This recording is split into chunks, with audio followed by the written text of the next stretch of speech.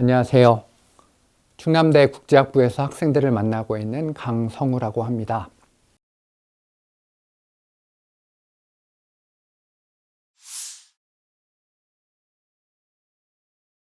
오늘 저는 여러분과 세계는 나에게 어떤 의미인가? 라는 주제로 이야기를 해보려고 합니다. 무슨 세계와 관련된 이야기를 하는가? 먼저 세계라는 것이 너무나 먼 이야기이기 때문에 역사와 역사학이라는 주제로 조금 이야기를 시작해 보려고 합니다. 먼저 역사는 과거에 대한 연구를 학문적 검증을 거친 사실을 담아내는 것을 말한다고 할 수가 있고요.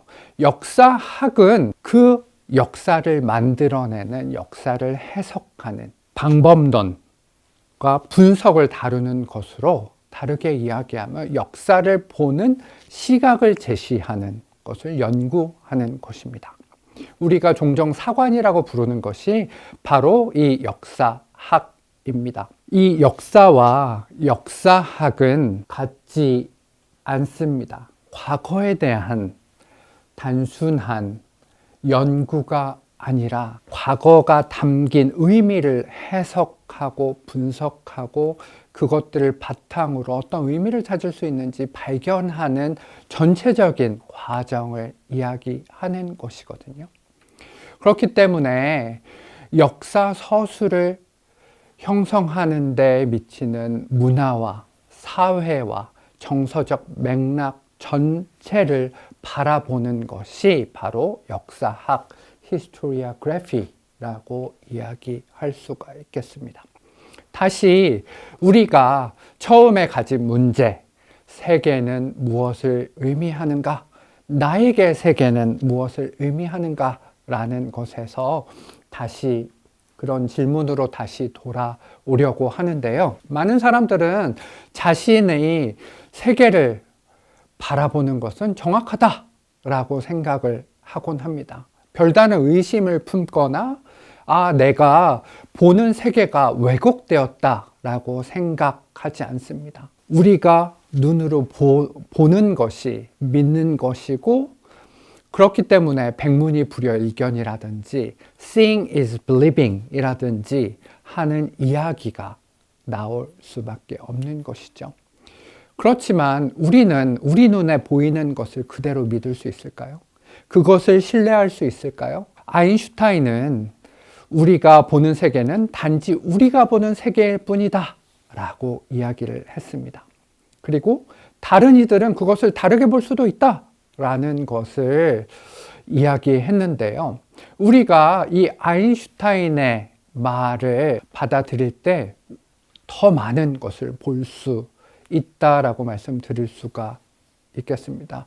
동일한 사안을 놓고 봤을 때 사람들의 시각들이 나누어지고 사람들의 해석들이 더해지면서 사실을 전혀 다른 관점에서 바라볼 수 있기 때문이기도 한데요. 그러면 우리가 보는 세계는 객관적인 세계인가? 아니면 우리가 보는 세계는 우리가 보는 세계일 뿐, 우리의 눈과 우리의 판단과 우리의 시각을 통해 바라본 세계일 뿐, 다른 이들이 보는 세계와는 다른 것인가요? 어떤 이들은 보는 것은 수동적인 행위가 아니라고 주장하기도 합니다. 이것은 보는 것은 적극적인 행위이기 때문에 우리가 가진 배경과 가치가 우리가 보는 곳에 투영되어 있다. 그 우리의 가치와 사상들이 영향을 받을 수밖에 없다라고 이야기를 하고 있습니다. 그렇기 때문에 동일한 물체를 보는 두 관찰자가 있을 때 다른 현실을 어떻게, 동일한 현실을 다르게 보는 것이 어떤 이유에서 그렇게 되는 것일까요? 이런 원리는 모든 사람들은 자신의 사고라는 틀을 통해서 세상을 바라보기 때문인데요. 이것은 비단 단순한 사건만을 이야기하는 것이 아니고요. 국제적인 사건이나 어떤 문제를 보는 방식도 동일하다고 이야기할 수가 있습니다. 우리가 이것을 전제했을 때 역사 혹은 국제관계, 세상을 보는, 세상을 이해하는데 좋은 시각을 가질 수 있다, 의미 있는 시각을 가질 수 있다라고 말씀드릴 수가 있겠습니다. 그래서 우리는 이것을 이해하기 위해서 지도를 도구로 사용하려고 합니다. 지도는요, 시각적으로 자신이 보는 세계를 이야기하고 그린 것을 의미하는데요. 어느 시대나 세계의 형태를 이야기하고 그리기 위해 지도를 만들었습니다. 그 시대의 가치관과 시각과 문화들이 그 안에 투영되어 있다라고 말씀드릴 수가 있는데요. 다르게 이야기하면 지도의 요소는 세계의 형태를 이야기하고 그 당시의 사람들이 가지고 있는 세계관을 그린다라는 것을 의미하기도 합니다.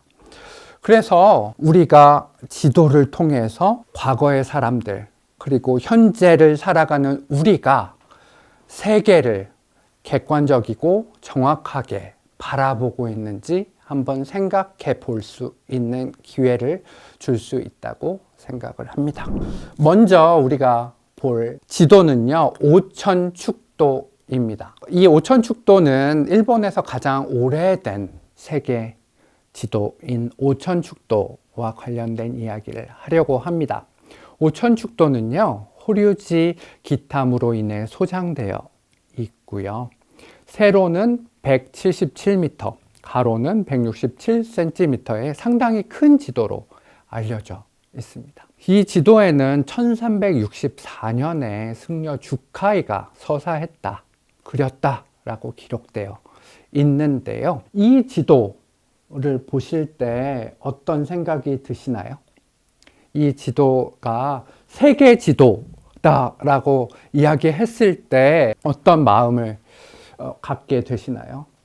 일본에서 발견되었고 일본 승려에 의해서 그려졌다라고 이야기하다 보니 많은 학생들이 제가 이런 이야기를 할 때 그러면 오천축도의 중심에는 일본이 있는 게 아닌가요?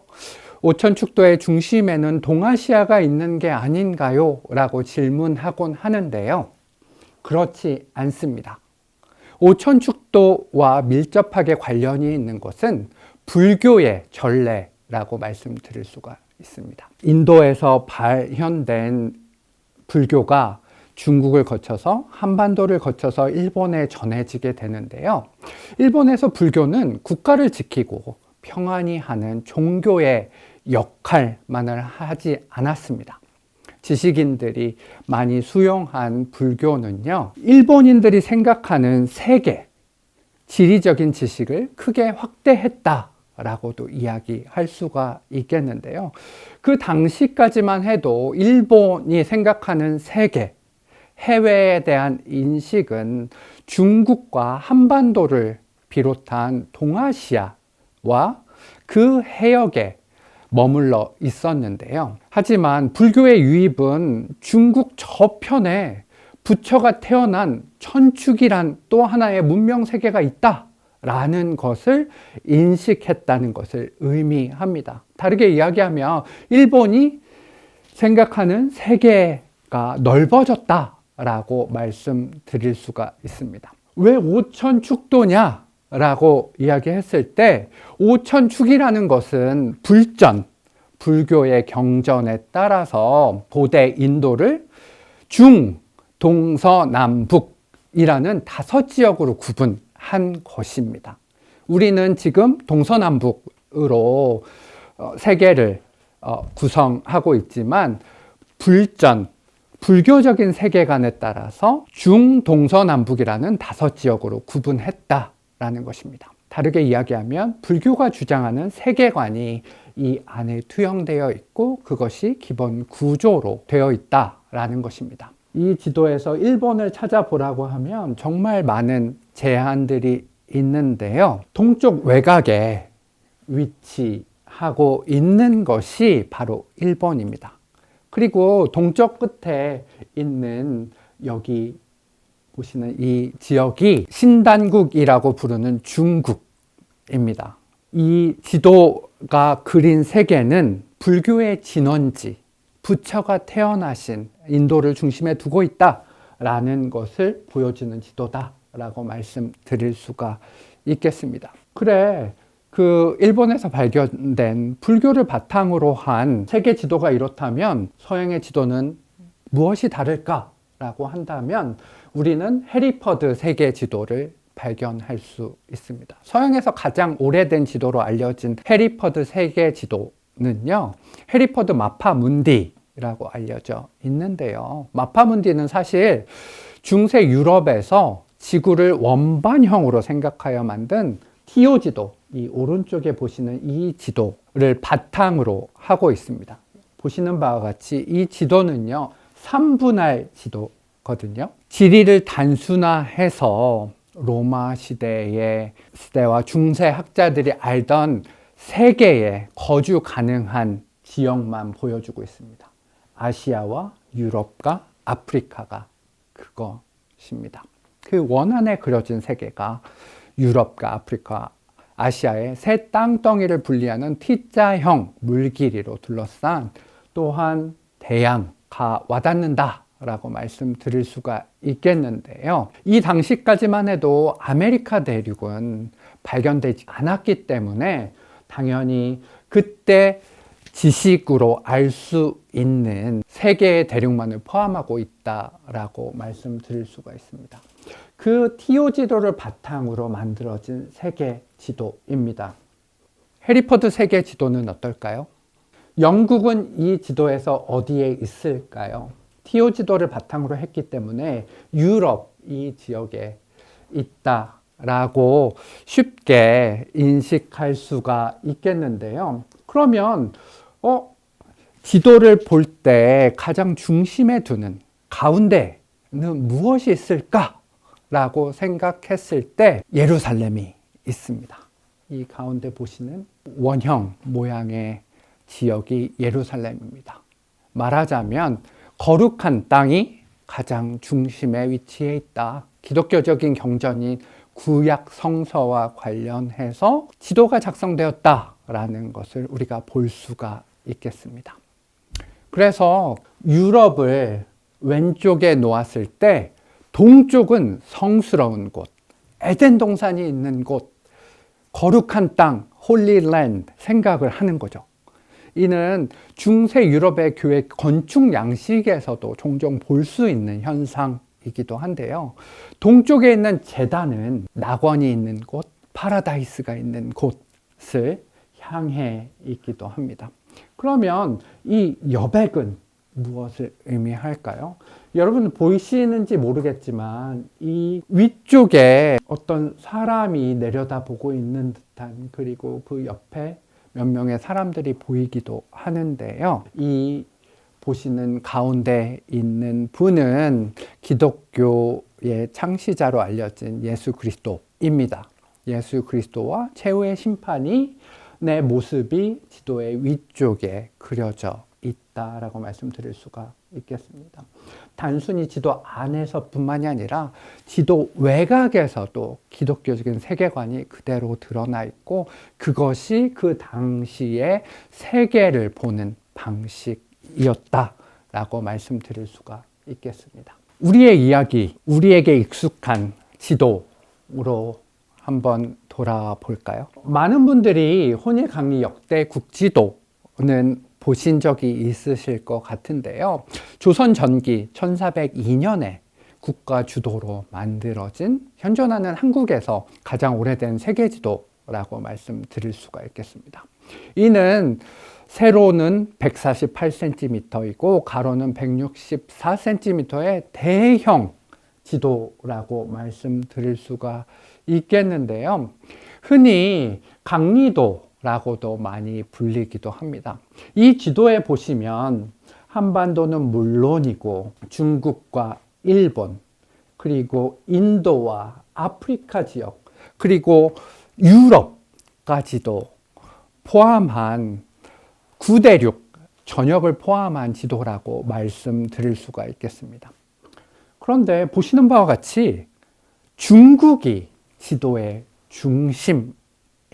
왜 중국이 지도의 중심이죠? 한국에서 만든 지도임에도 불구하고 그 당시에 중화라고 하는 사상이 한국 조선에서 중요하게 인식되었기 때문에 중국이 중심에 있을 수밖에는 없습니다. 그런데 보시는 바와 같이 한반도 또한 굉장히 강조되면서 일본과 비교해서 실제로 보면요, 일본의 현대의 지도를 보면 한반도보다 일본의 영토가 훨씬 넓거든요. 사실 보면 그때 당시에 중국에 가까우면 문명, 그리고 중국에 멀면 야만이라고 하는 화이 사상의 바탕으로 한 세계관이 이 지도 안에 들어있다라고 말씀드릴 수가 있겠습니다. 그렇기 때문에 중국에 가까운 소중화의 역할을 하는 조선은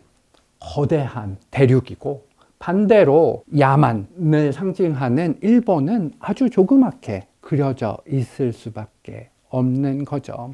이 지도가 만들어지기까지의 과정이나 제작 동기를 밝힌 발문을 보면 굉장히 재미있는 것들을 발견할 수가 있는데요. 이 밑에 쓰여진 이 내용들을 이야기하는 것입니다.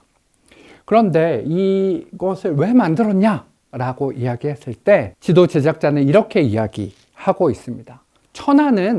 세상은 지극히 넓다. 내 중국에서 외사해까지 몇천 마일이나 되는지 알 수 없다. 그래서 이를 줄여서 전 세계를, 세상을 줄여서 몇 자의 지도를 만들자면 그게 상세하기는 어렵다. 따라서 지도로 만들면 모두 사라져버린다. 소략해버린다. 그리고 지금 특별히 우리나라가 지도를 증강하면서 일본을 포함시키는 새로운 지도를 만들었다 라고 밝히고 있습니다. 과거에는 일본은 야만으로 인식했기 때문에 지도에 세계를 보는 인식에서 일본도 포함시키지 않았다라는 것을 우리가 알 수가 있다라는 거죠.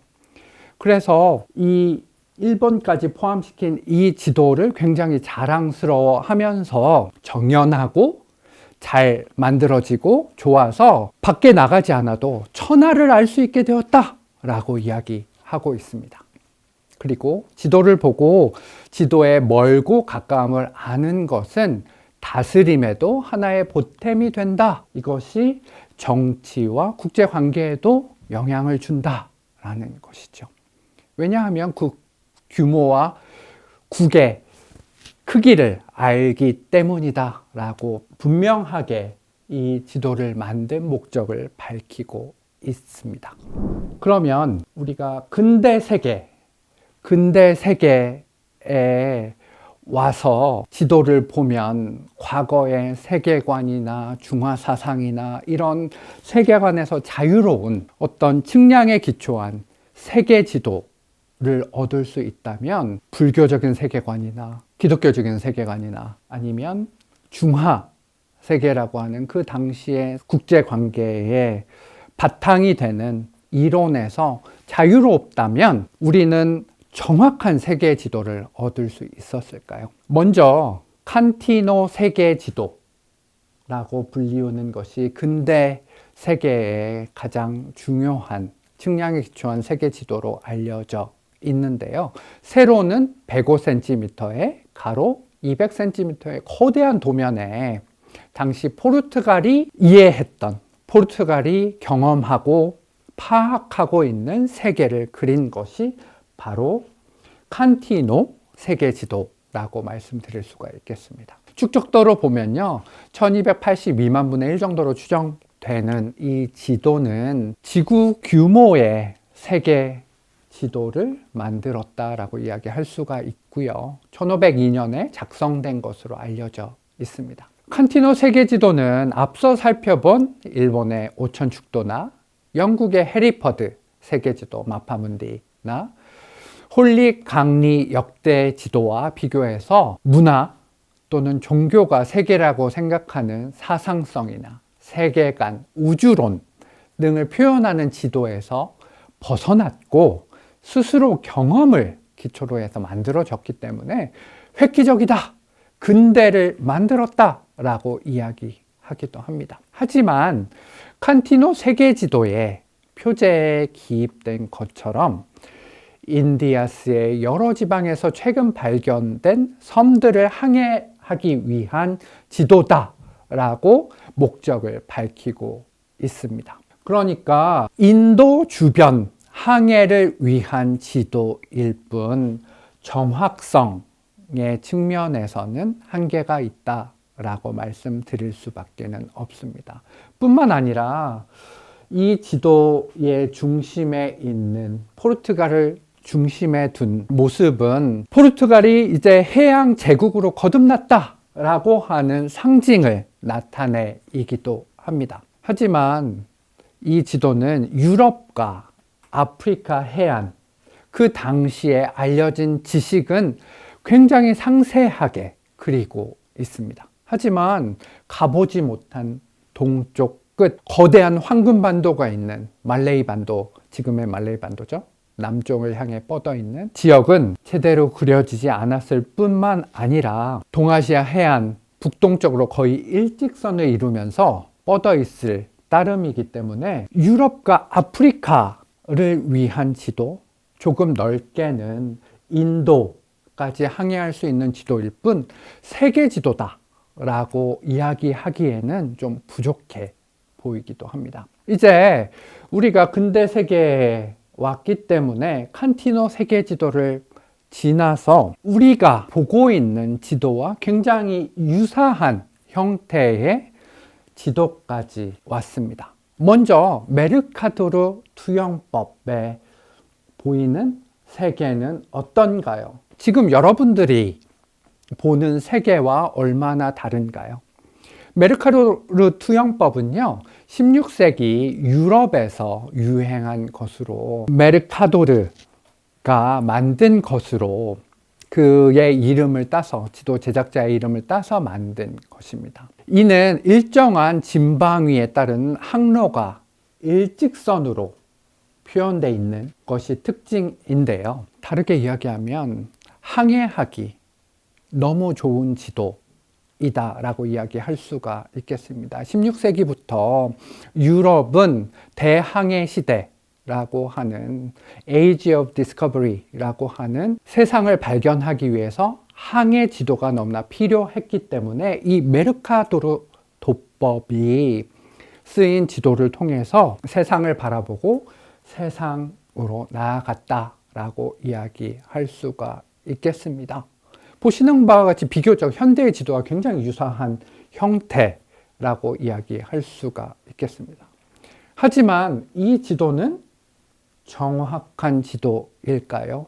왜곡되지는 않았을까요? 객관적인 세계를 보여주는 것일까요? 이 사진을 보면요, 메르카토르 도법의 왜곡을 볼 수 있습니다. 이 지도에서 이 북쪽에 있는 그린란드 굉장히 크게 보이죠. 사실 이 그린란드는 이 남미 대륙의 8분의 1밖에는 되지 않습니다. 이 메르카토르 도법 자체가 적도를 중심으로 그렸기 때문에 남북 축적이 극쪽으로 갈수록 급격하게 증가할 수밖에 없는 도법입니다. 그럼에도 불구하고 이 투영법은 방향을 왜곡하지 않고 지구를 그려서 항해를 할 때 대항해 시대를 만든 항해자들에게 유용한 지도였기 때문이기도 한데요. 지도를 보면 특별히 우리가 볼 수 있는 것은 유럽 대륙과 아프리카 대륙의 차이를 볼 수가 있습니다. 크기를 봤을 때 유럽과 아프리카 대륙은 굉장히 크기적인 면에서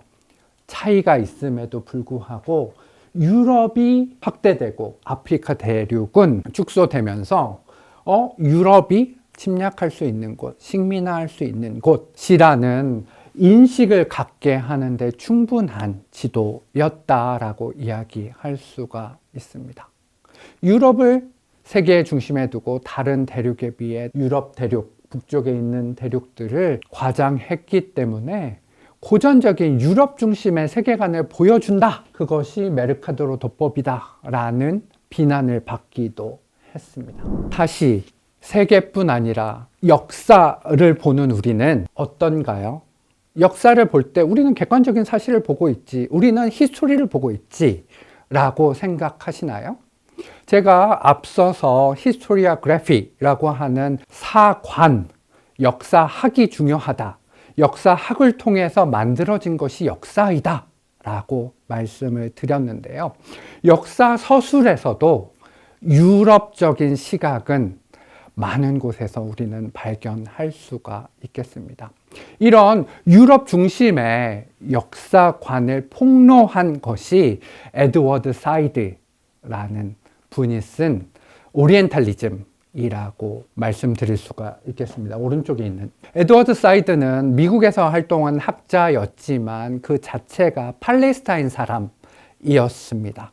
그렇기 때문에 특별히 중동과 아시아, 아프리카 사회와 문화에 대한 관심이 많았는데요. 에드워드 사이드는 유럽이 중동과 아시아와 아프리카 사회와 문화를 서양이 보는 시각으로 재개념화했다라고 주장을 합니다. 다르게 이야기하면 서구의 이성 중심, 계몽주의에 반대되는 모습이 동양이고 전통적인 모습이고, 그렇기 때문에 개화되어야 하고 문명화되어야 하는 야만으로 규정하는 것이죠. 그렇기 때문에 흔히 유럽에서 식민 제국주의 확장의 근거가 됐던 그래, 야만을 문명화해야 돼, 우리는 백인의 책임을 가졌어 이라고 하는 그런 인식들이 그 안에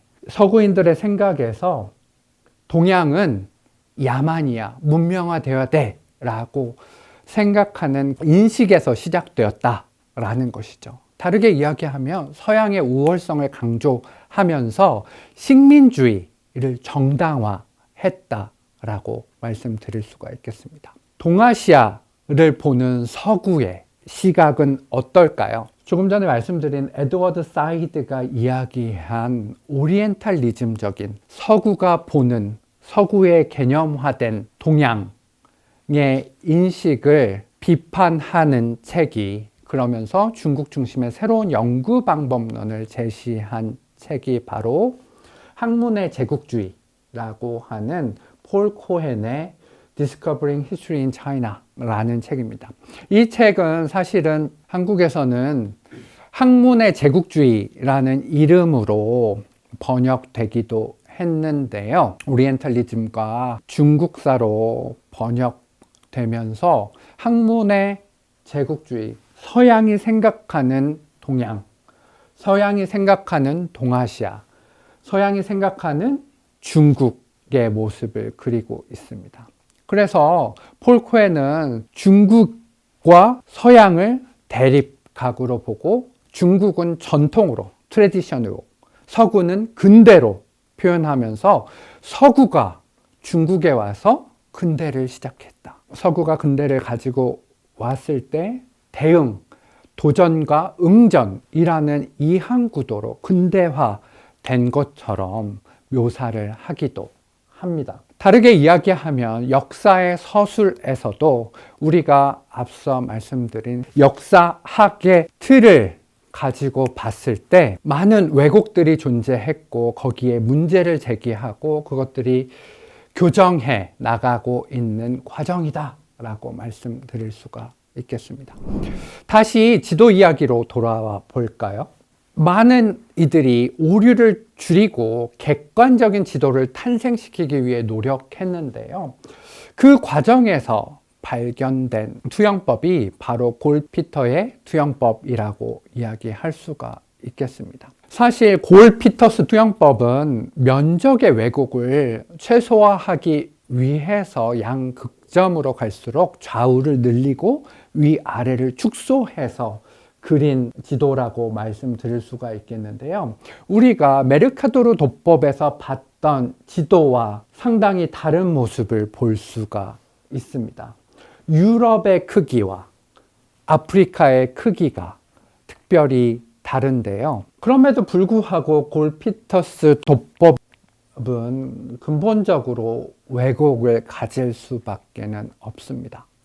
각각의 땅덩어리는 정확한 비율로 나타낼 수는 있지만 지구의 땅덩어리의 모양과 위치를 왜곡시키는 것인데요. 그래서 아프리카의 경우 실제 모양보다 훨씬 남북으로 길쭉한 형태로 그려질 수밖에는 없고요. 북쪽에 위치한 그린란드는 찐빵처럼 납작하게 그려지는 그런 모습을 보실 수가 있습니다. 실제 모양을 왜곡시킨다라는 것입니다. 그러면 메르카도르 도법은 면적을 왜곡하고 기본적인 모양, 비율에는 충실했던 지도이고, 골피터스 도법의 경우 면적, 축적에는 충실하지만 실제 모양은 왜곡시켰다라고 한다면 다른 대안은 없는 것인가? 그것과 관련해서 고민하던 지도학자들은 구드 홀모사인 도법을 개발하게 됩니다. 우리가 2차원적인 종이 위에 3차원 세계를 완벽하게 나타내는 것이 근본적으로 불가능하기 때문에 세계의 모든 지도는 왜곡될 수밖에 없습니다. 지도 제작자들이 직면하는 어려움은 결국에는 우리가 오렌지를 먹을 때 동그랗게 생긴 오렌지의 껍질을 벗겨서 평평하게 놓았을 때 왜곡되는 것과 동일하다라고 이야기할 수밖에 없는데요. 이것이 동그란 것들, 껍질을 조각조각 분리해서 평평하게 할 수 있을 뿐 찢지 않고는 평평하게 2차원적인 곳에서 세계를 정확하게 구현하기는 어렵다라는 것입니다. 그래서 종이 위에 3차원적인 물체를 나타내기 위해 결국에 지도도 이렇게 찢어버리는 방식으로 접근해 보기도 했습니다. 그런 관점에서 구드 홀모사인 도법은 의미가 있습니다. 바다, 해도에서는 대륙이 중심으로 기준으로 지도를 잘라 왜곡을 줄이려고 하는 시도인 것이죠. 왜곡이 적게 이루어졌기 때문에 상대적으로 객관적이다 라는 평가를 받기도 했습니다. 그래서 세계의 각종 분포도를 나타내는 데 쓰이기도 했는데요. 바다가 잘리기 때문에 한편으로는 굉장히 객관적인 지도다라는 평가를 갖지만 활용도가 떨어지는 지도다라고 이야기할 수밖에 없습니다. 결국에 최근에는 이 구드 홀모사인 도법에 의한 지도는 거의 사용하지 않기도 합니다. 지도의 왜곡을 줄이는 것만이 우리가 가진 시각을 바르게 하고 객관적인 시각을 가질 수 있다는 것이 아님을, 그것이 유일한 대안이 아님을 우리는 구드 홀모사인 도법을 통해서 알 수가 있겠습니다. 마지막으로 우리가 호모다이어 도법에 의한 지도를 한번 생각해 볼 수가 있겠습니다. 일반적으로 전형적인 세계 지도에서 우리가 지도를 볼 때 메르카도르 도법처럼 그린란드는 크게 그리고 적도 지역에 있는 아프리카 지역은 조그맣게 그리고 이런 것들에 주목하는 사람들은 거의 없거든요. 그래서 지도 제작자들은 꼭대기에서 북쪽으로 그림을 그리는 것 같은 다른 기본적인 가정에 거의 이의를 제기하지 않습니다. 이게 왜곡됐다고 뭐가 문제야? 우리 편하게 사용하면 되지? 라고 생각을 하는 거죠. 세상을 보는 관점에 대해서 그렇게 관심을 가지지 않는 것이죠. 하지만 만약에 지구가 우주 공간을 가로질러 공이 회전하는 것 같다면 여기 보시는 바와 같이 호모다이어 도법에서 그린 것처럼 반대로 위아래가 반대가 되는 지도 또한 왜곡되지 않은 지도다.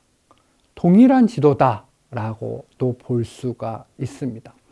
이렇게 봤을 때 우리는 호모다이어 도법을 통해서 우리가 얻을 수 있는 것은 기존에 우리가 주목하지 않았던 지역에 대한 관심을 가지게 됩니다. 이것은 우리가 지도를 볼 때 그리고 세상을 볼 때 새로운 관점을 가질 수 있다라고도 말씀드릴 수가 있습니다. 호보다이어 도법은요, 남북과 동서 방향의 방위선을 보존하면서 다른 육지 지역의 상대적인 크기를 정확하게 보여준다는 측면에서 의미가 있는데요. 그리고 또한 아래로 다시 중심이 된 지구를 상상할 수 있게 하고, 소위 말하는 글로벌 사우스적인 시각으로 세계를 볼 수 있다는 관점에서 의미가 있습니다.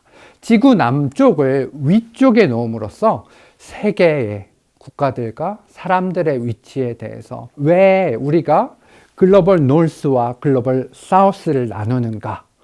왜 유럽 중심의 세계관을 가지고 사고하는가?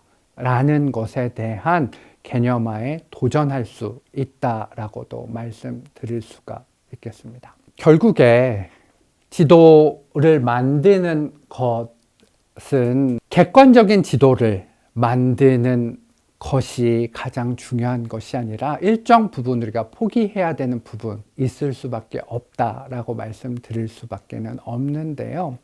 지도 제작자들 사이에서는 지구를 그리는 올바른 방법과 관련된 많은 논쟁이 있습니다. 세계 지리학에서 무엇이 가장 중요한지에 대한 지도 제작자들의 생각은 그들 자신의 세계적인 관점에 따라서, 그리고 어떤 필요에 의해서 지도를 만드느냐에 따라서 다양해질 수밖에 없습니다. 정확성은 그 정확성 자체가 목적이 아니라 무엇을 중요하게 보는지에 따라 결정되기 때문에 관점에 따라서 달라진다 라고 말씀드릴 수가 있겠는데요. 그렇다면 우리가 보는 현재의 지도는 아주 정확하고 측량의 기초에서 했기 때문에 객관적이다 라고 이야기할 수 있을까요?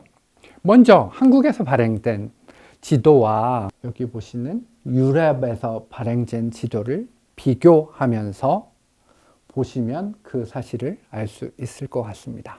여러분은 차이점을 발견하셨나요? 한국에서 발행된 지도는 동아시아와 태평양을 중심에 두고 세계를 배치하고 있고, 유럽에서 발행된 지도의 경우 유럽과 대서양이 중심에 있습니다. 그런데 이렇게 한국과 동아시아가 중심인 한국적인 지도를 보면서, 한국에서 만들어진 지도를 보면서 그래, 우리가 세계의 중심이야 라고 생각하고, 우리는 우리 중심이지만 나름의 관점을, 우리 중심의 관점을 가지고 있어, 우리는 유럽 중심의 세계관과 세계관이 투영된 유럽 지도와는 다른 생각을 하고 있어 라고 이야기할 수 있을까요? 먼저 우리는 용어라는 측면을 생각해 볼 수가 있겠습니다. 무슨 용어를 이야기하는 거지? 우리가 흔히 이야기하는 한중일 3국을 우리는 우리 스스로를 어떻게 부르죠? 동아시아라고 부릅니다. 그러면 동아시아라면 어느 기준으로 했을 때 동쪽에 있는 것인가? 동북아시아 혹은 극동이라고 부를 때 어디를 기준으로 동쪽에 있다라는 것인가? 라는 의문을 제기할 수 있겠는데요. 결국에 우리는 우리가 중심인 지도를 가지고 보면서도 우리 스스로를 동아시아로 인식하고 있습니다. 용어를 말한다는 것은 사고와 개념화가 그 용어를 중심으로 이루어질 수밖에 없는데요. 우리가 우리 자신을 동아시아라고 이름 붙였을 때 우리의 기준은 벌써 유럽이 되고 있다라는 것을 역설적으로 이야기해 주고 있습니다. 또한 인도반도 혹은 인도화 대륙을 우리는 남아시아라고 부릅니다. 인도차이나 지역을 동남아시아라고 부르는데요. 우리를 기준으로 했을 때 남아시아와 동남아시아 지역은 전혀 다른 지역을 이야기하고 있습니다. 이 또한 우리가 우리를 규정하는 것과 우리 주변 지역, 인도, 동남아시아를 규정하는 것들도 유럽 중심의 사고에서 자유로울 수 없다라고 말씀드릴 수가 있는데요. 아시아라고 불리우는 지역이 상당히 넓은데 사실은 그 지역별의 다양성을 전혀 고려하지 않고 그냥 유럽 중심적으로 중앙아시아, 동북아시아, 미들이스트 뭐 이런 식으로 이름 붙였다라는 점에서 우리는 문제를 제기하면서 우리의 시각이 과연 객관적이고 우리의 시각이 올바른지 생각해 볼 수가 있겠습니다. 다시 우리가 처음에 제기했던 문제로 돌아와서요. 우리가 생각하는, 내가 생각하는, 우리가 바라보는 세계는 정확한가? 객관적인가? 라는 문제를 다시금 제기해야 할 것 같습니다. 마크 몬모이어는 지도와 거짓말이라는 책에서 지도로 다른 사람을 속이는 일은 쉬울 뿐만 아니라 어쩌면 그럴 수밖에 없는 일이다 라고 이야기하고 있습니다. 왜냐하면 우리가 보고 있는 지도는 동일한 상황에서 동일한 데이터로부터 생산할 수 있는 지도 중 하나에 불과하지만 결국에는 그 지도를 만든 사람들의 관점과 시각과 세계관이 담겨 있을 수밖에는 없기 때문인데요. 우리가 역사를 보는 것도 동일하다라고 이야기할 수가 있겠습니다.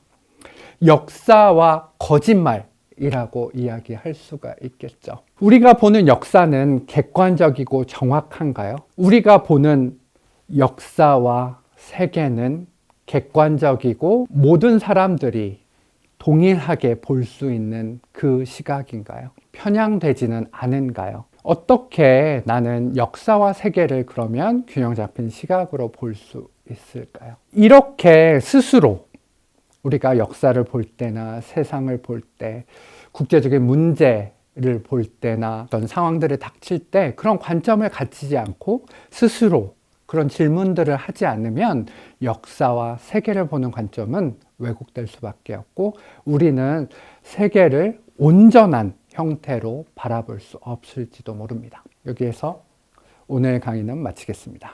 감사합니다.